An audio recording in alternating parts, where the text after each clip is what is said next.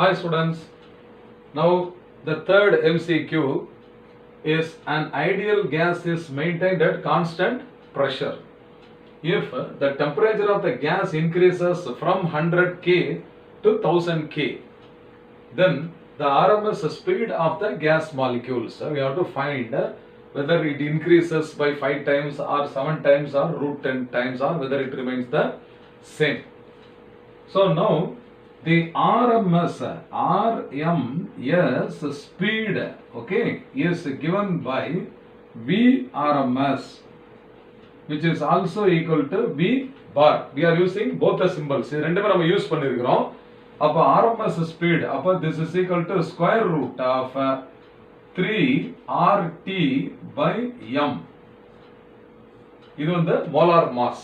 இப்போ நம்ம we will assume that 1 mole of the gas அப்படினு எடுத்துக்கலாம். அப்ப 3 is constant, R is constant, M is constant. அதனால we can write, okay, the same expression, that is V bar is proportional to square root of T. So இதுதான் நமக்கு தேவையான basic root equation. இதுல நம்ம T1 T2 substitute பண்ண போறோம். அப்ப given இங்க என்ன கொடுத்திருக்காங்க அப்படினு கேட்டிங்கனாக்க T1 is 100 Kelvin. So இது வந்து 100 Kelvin. T2 is equal to 1000 Kelvin அப்படினு எடுத்துக்குவோம். அப்போ V1 VRMS for the first case at this temperature V1 அப்படினு எடுத்துக்குவோம். அதே மாதிரி இந்த second 1000 Kelvin க்கு V2 அப்படினு எடுத்துக்க போறோம். அப்போ V1 is proportional to square root of T1 and V2 is proportional to square root of T2. அப்போ therefore V2 by V1. So V2 by V1 is equal to square root of T2 by T1.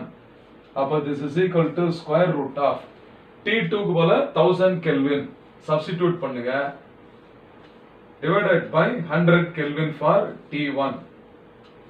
இப்போ இந்த 100 gets cancelled with these two zeros, or we can write V2 by V1 is equal to square root of 10 அப்படின்னு வரும், or V2 is equal to root 10 times V1, okay, into V1.